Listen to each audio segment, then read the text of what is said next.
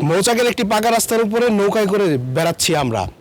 আমাদের জন্য বেড়ানো হলেও এই কষ্টসাধ্য জীবন পার করছেন প্রায় পুরো বর্ষা মাস জুড়ে এই ৬ নং মৌচাক ইউনিয়নের কলাবাঁধা মানুষেরা। একটু বৃষ্টি হলেই বুক পানি এবং সবসময় থাকছে হাঁটু পানি।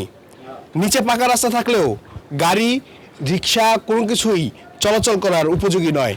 বাধ্য হয়ে এখানকার বেশ কিছু লোক নৌকা ব্যবহার করছেন চলাচলের জন্য। ঠিক তেমনি একটি নৌকায় আমরা বসে আছি এবং এখানে এখন পর্যন্ত স্থানীয়দের ভাষ্যমতে বিছানা থেকে পানিতে পড়ে বেশ কয়েকজন কোমলমতি শিশু মৃত্যুবরণ করেছেন।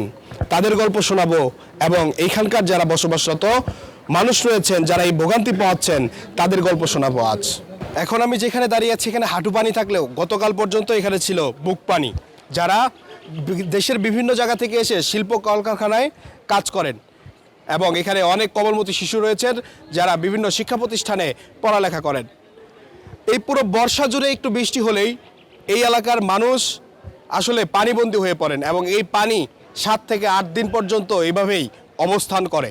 আমরা স্থানীয়দের সাথে কথা বলেছি, তারা বলেছেন যে এখানকার যে ড্রেনেজ ব্যবস্থা আছে মূলত এই ড্রেনেজ ব্যবস্থার কারণেই এই দুর্দশা পাচ্ছেন এখানকার বাসিন্দারা। তাদের দাবি যত দ্রুত সম্ভব সরকারের দৃষ্টি আকর্ষণ করে এই সমস্যার সুস্থ সমাধান চান তারা। এবং আরেকটি বিষয় জানিয়ে দিতে চাই, এই জলাবদ্ধতার কারণে এখন পর্যন্ত স্থানীয়দের দাবি মোতাবেক বিগত 2 বছরে প্রায় 5 থেকে 6টি শিশু এখানে পানিতে মারা গিয়েছে। আসলে এই ভোগান্তির শেষ কোথায় তা জানেন না এখানকার স্থানীয় যারা বসবাস করেন তারা। আমাদের এই এলাকায় ভাই সবসময়ের জন্য পানিতে আমরা বাঁচতেই থাকি। বৃষ্টি বাদল হইলে মনে করেন যে বন্যা গলা গলা পানি হয়।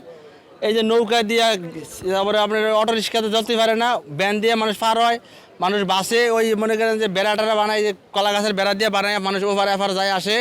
এগুলি আমার দুর্গতি। আমার মনে করেন যে দোকানপাট ও বিভিন্ন দোকান মানুষজন চাল ডাল নষ্ট হয়ে বিভিন্ন এখানে মেরেছে। আমরা তো গরিব মানুষ, আমাকে তো চলতে হবে ভাই। এই অবস্থা চললে আমরা কীভাবে করবো? এই জানে বেটারা একটা বাজার করতে হবে, ওটা বাজার নাই, কিছু নাই, আমরা কীভাবে চলি গরিব মানুষ এই গাজীপুর ডিস্ট্রিক্টে মৌচাকের ইউনিয়নেতে? এই জন্য মনে করেন যে আমাদের খুব দুর্গতি আর কি। পানিটা ভাই করতে আমাদের বৃষ্টি বাদল হয়, ডেরে নিল সিফা, এই সিফা কারণে পানি নামে হারতেছে না। এই হারতেছে না, পানিটা জমে জায়গা আমাদের লোক মানে ডেরে নিয়ে যদি বরাবর হয় ভালো হয় তাহলে মনে করেন পানিটা দৌড় নামে। এই লোক ডেরে নিয়ে গেছে সিফা। এখন ভাই এই পর্যন্ত মানুষ মারা গেছে বলে ওই মরে বলে 2টা কি বাচ্চা মারা গেছে, 2টা বাচ্চা বলে মারা গেছে। আর এর আগের বন্যাতে ওই মরে 3টা বাচ্চা মারা গেছে পানিতে পড়ে। মায়ের ঠিয়া ডিউটিতে গেছে, আয়া দেয় বাচ্চা মরে বাসা রয়েছে। আর 2 বাচ্চা এক জায়গায় পড়ে মরে রয়েছে। পানি তো মনে করেন যে ঘর বাড়ি সব তলায় গেছে, এদিকে যা আছে। এবারটা তো বাসা বাড়িতে বাচ্চাই ধরবো না জিনিসপাতি গোছাইবো, কোনটা করবো কোন? হে হাসাইতে বাচ্চা কোন জায়গাতে ফেরে থাকে, বাপ মায় তাই ওই যে জিনিসপাতির ব্যস্ততে মরে তলে ফেরে বাচ্চা মরে থাকে। এই দুর্গতি আমাদের এই 6 নম্বর ইউনিয়নের ভিতরে। আসলে ভাই কি বলবো, বন্যা যে কী জন্য হয় তাই নিজেরাই জানি না। কারণ এখানে এই যে 2টা ফ্যাক্টরি আছে, একটা হলো নিট প্লাস আর একটা হলো কি যে রহমত।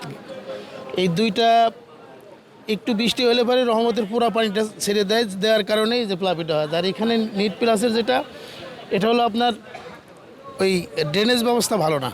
ছোট্ট একটা সুঙ্গের মতো ড্রেনেজ, এটা একটু মোটামুটি ভালো, সামনে যা একদম চিপায় দিয়েছে, যার জন্য পানিটা ঠিকমতো নিষ্কাশন হতে পারে না। না হওয়ার কারণে যে জলবদ্ধতা বেড়ে যায়, লক্ষ লক্ষ মানুষের কত কষ্ট হয়েছে। এই যে সাধারণ জনগণ যারা এই যে ছোটো ছোটো টুংপাতা এখানে বসে ব্যবসা বাণিজ্য করে, 3 দিন 4 দিন যদি এরা এর উপরেই নির্ভরশীল মানুষ বসবাস করে। অথচ প্রত্যেকটি ঘরে এই যে দেখতেছেন না দোকানপাট, প্রত্যেকটি যেমন দোকানপাটের ভিতরে পানি, তখন ঘরের মধ্যেও পানি।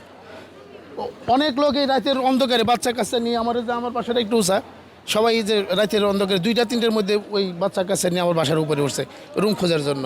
যে এই পরিস্থিতির মধ্যে এলাকায় কিন্তু অনেকেই তো সাংবাদিকরাও আসছে, অনেক ভাইরা আসছে, এর আগে অনেক রিপোর্ট করছে, কিন্তু কেউ তো কোনো প্রতিকার হিসাবে কোনো কাজ করে না। এতে এই অবস্থা, এই এলাকার অবস্থা ভাই। এটা যদি আসলে এরকম না করে সাধারণ মানুষের যে দুর্ভোগ, এটা আরও দিনে দিনে বাড়িয়ে যাচ্ছে। কিন্তু এই কতিপয় কিছু লোকের জন্য, হ্যাঁ ফ্যাক্টরির জন্য, যে ফ্যাক্টরিতে অনেক লোক কর্মরত আছে, তাদেরও পেট চলতেছে, কিন্তু সাধারণ মানুষ যারা ফ্যাক্টরির বাইরে তাদের তো আরও কষ্ট হচ্ছে। তা আসলে এই দেখাটা কেউ দেখে না ভাই, এইটাই লোক বড় সমস্যা। তো এটাই ভাই। ওকে ভাই, ধন্যবাদ। না, বন্যা তো আসলে গাজীপুরে তো বন্যা হওয়ার কথা না।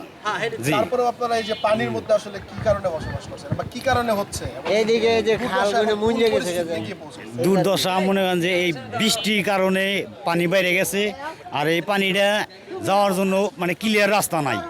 যে ড্রেন আছে এই ড্রেন দিয়ে পানি যাইতে সারতে পারে না, ড্রেনটা সেফা, ড্রেনটা প্রশস্ত হইলি গভীরতা হইলি পানিটা তাড়াতাড়ি দূরে চলে যাবো, তাহলে আর এরকম পরিস্থিতি হবে না।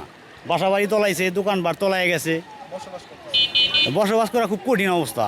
মানে বাসা বাড়িতে এমন অবস্থা হয়ে গেছে, পানি উঠলি বোঝেনি তো কি বে। এই দেখেন এই যে অবস্থা, এই যে বাসা বাড়ি চেঞ্জ করতেছে, পানির মধ্যে থাকাই জুলুম।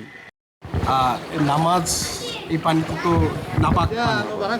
এখানকার যারা মুসল্লি আছে বা এখানে যারা নামাজ পড়ে আসলে কারো কি নামাজ হওয়ার সম্ভাবনা আছে কিনা? আসলে এই যে পানির বিপাকে এই জিনিসটা কিন্তু আসলে অন্যদিকে চলে যাচ্ছে, তারা চাইলেও নামাজ পড়তে পারছে না। জি, এটা অবশ্যই। যেহেতু আজকে শুক্রবার, এখানে আমাদের পাশে একটা ঈদগার মাসের এখানে একটা মসজিদ ছিল, অথচ আজকে এই ঈদের দিন এখানে এই মসজিদে আজকে এই শুক্রবারের দিনেও এইখানে মসজিদে নামাজ হয় নাই। মানে জুমার নামাজও আজকে এখানে হইতে পারে নাই এই পানির সমস্যার কারণে। যার কারণে এই পানিটা এক তো হলো ড্রাইংয়ের পানি, আর দ্বিতীয়ত হলো এখন এই ডাইংয়ের পানি পাশাপাশি বাসাবাড়ির পানিগুলোও এই যে মলমূত্রের পানিগুলো এটার সাথে মিক্সার হয়ে গেছে, এবং এটা সম্পূর্ণভাবে নাপাক পানি। এই পানি লাগলে অবশ্যই শরীর নাপাক হবে, কাপড়ে লাগলে কাপড় নাপাক হবে, এতে কোনো সন্দেহ নেই। এবং এই পানি পাড়িয়ে সে যদি গোসল না করে শুধু ওযু করলেও সে পাক হবে না, কারণ এটা সম্পূর্ণভাবে নাপাক পানি। একটি সাঁকো ভাসমান কিছু একটা বানানোর চেষ্টা করা হয়েছে নৌকার মতো। কিভাবে জীবনযাপন করছেন এখানে? আসলে আমি তো এখানকার বাসিন্দা না, আমি সিরাজগঞ্জ থেকে আসছি মাত্র। দাওয়াত খাওয়ার জন্য আসছেন? দাওয়াত খাওয়ার জন্য আসছি। আসলে এই যে এখানে আপনার যে আত্মীয় থাকে, কি মনে হচ্ছে উনি আসলে কিভাবে বেঁচে আছে? উনি তো দেখতেছি যে খুবই কষ্টে আছে, যে অবস্থা দেখতেছি পানির বৃষ্টিতে অনেক পানি হয়ে আছে।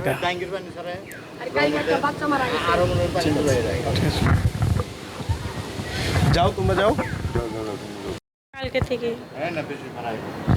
কয়দিন থেকে এই অবস্থা? 4 দিন থেকে। 4 দিন থেকে এই অবস্থা। আপনি এখন মানে চলাচল করতেছেন, আপনার তো দেখতেছি কোমর পানি। হ্যাঁ, আসলে এই কোমর পানি পাড়িয়ে অফিসে যাতায়াত এইভাবে কিভাবে আসলে জীবন পার? এইভাবে না করলে অফিসে না গেলে বেতন দিবে না, কিভাবে চলবো?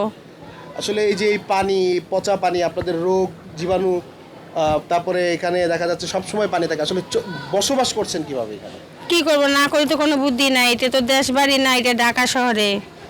এই 1 মাসের মধ্যে 2 বার এই ঘটনা হলো। ড্যামগুলার বাইশা যায়, ড্যাম দিয়ে পানি যায় না। পানি কতটুকু পর্যন্ত ছিল? আপনার এই পানিগুলো বুক পর্যন্ত পানি। কতদিন যাবত এই পানিতে আটকা আছে? আপনার তাও তো মনে হয় 2 মাসের মতন আছে। এই যে বৃষ্টি, ফ্রিজ মিরিজ সবগুলোই ভিজে গেছে। এখানে মনে করেন 2-3 দিন হইলো বৃষ্টি, এই যে এই অফিস নিট প্লাস রহমত এগুলা ডাইংয়ের পানি ছেড়ে দেয়, অল্প বৃষ্টি হলেই ডাইংয়ের পানি ছেড়ে দেয়। এখানে এই নিট প্লাস করার কারণে পানি যাওয়ার মতো কোনো রাস্তা নাই। যে ছোট ড্রেন ছিল এই ড্রেন দিয়ে পানি যাইতে পারে না। ওনাদেরকে বলা হয়েছে, আরও ওনারা সময় চাইছে, কিন্তু এটার জন্য কোনো কাজ করে নাই। আর এই নিয়ে 3টা পিচ্ছি মেয়ে মারা গেল। কালকে ওই সাইডে একটা পিচ্ছি মেয়ে মারা গেছে, বিছনাইতেন পইরা মারা গেছে। মানে পানির ভিতরে আর সাঁতার কাটতে পারে নাই, বা আমাদেরই 1 গলা পানি, কালকে আরও পানি এখানে বেশি ছিল। অতএব ওনাদেরকে ফোন দেওয়া হয়েছে, অফিস থেকে 7 দিনের সময় চাইছে, কিন্তু ওনারা কোনো কাজ কাম। পানির ভিতরে আপনারা আছেন কতদিন? পানির ভিতরে আছি 3 দিন আজকে নিয়ে।